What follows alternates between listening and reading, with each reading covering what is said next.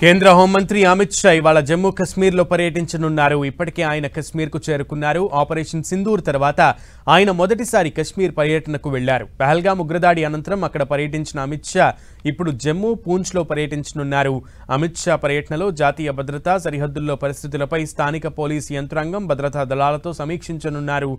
జులైలో ప్రారంభం కానున్న అమర్నాథ్ యాత్రకు భద్రతా సన్నద్ధతను అమిత్ షా సమీక్షించనున్నారు. భారతదేశంలోని అత్యంత ముఖ్యమైన హిందూ తీర్థయాత్రలలో అమర్నాథ్ యాత్ర ఒకటి. ప్రతి సంవత్సరం ముఖ్యంగా లక్షలాది మంది భక్తులు వస్తుంటారు. ఈ ప్రాంతంలో ఇటీవల ఉగ్రవాద బెదిరింపుల దృష్ట్యా యాత్రికుల భద్రత, తీర్థయాత్రలను సజావుగా నిర్వహించడానికి తీసుకుంటున్న భద్రతా చర్యలపై కూడా అమిత్ షా సమీక్షిస్తారు.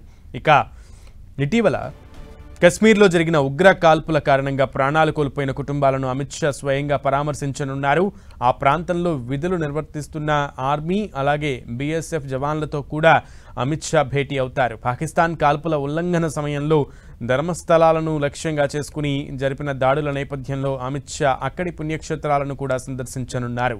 కేంద్ర హోంమంత్రి అమిత్ షా పర్యటన నేపథ్యంలో పోలీసు బలగాలు భద్రతను పెంచాయి. ఎక్కడికక్కడ విస్తృతంగా తనిఖీలు నిర్వహిస్తున్నాయి. ప్రధాన రహదారులతో పాటు ఇతర మార్గాలపై నిఘా పెట్టాయి. వాహనాలను క్షుణ్ణంగా తనిఖీలు చేస్తున్నారు.